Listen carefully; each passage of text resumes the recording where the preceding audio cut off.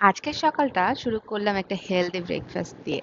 তো বানিয়েছিলাম ওটস, সুজি আর ভেজিটেবলস দিয়ে চিলা। তো দেখো কিভাবে বানালাম সেটাই তোমাদের সঙ্গে শেয়ার করব।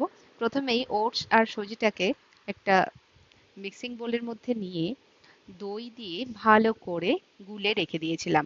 অল্প একটু জল লেগেছিল এটাতে, তোমরা যেরকম নেবে সেই ওয়াইজ তোমরা জল দই এগুলো দেবে।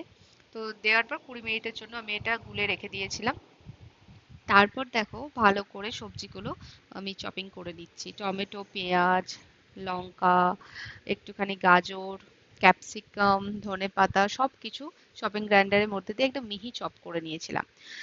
তারপর দেখো একটা বড় মিক্সিং জারের মধ্যে সমস্ত কিছু নিয়ে ওটসের মিশ্রণটাকে নিয়ে ভালো করে নুন আর মিষ্টি দিয়ে একটুখানি গুলে নিয়েছিলাম। আর দিয়েছিলাম সাম্বার মসলা।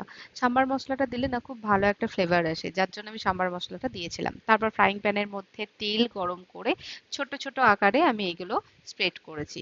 তোমরা চাইলে এগুলো টিফিনে দিতে পারো, খুব ভালো একটা হেলদি ডিশ। আর এটা আমি মাঝে মধ্যে লিওকেও বানিয়ে দিই। তো আজকের ব্রেকফাস্ট আমাদের এটাই ছিল, প্রচন্ড হেলদি একটা ব্রেকফাস্ট। তো কেমন লাগলো আমার এই রেসিপিটা অতি অবশ্যই জানিও। আর এই রকম হেলদি রেসিপি পাওয়ার জন্য কিন্তু আমার পেজটাকে কিন্তু ফলো করে রাখতে হবে।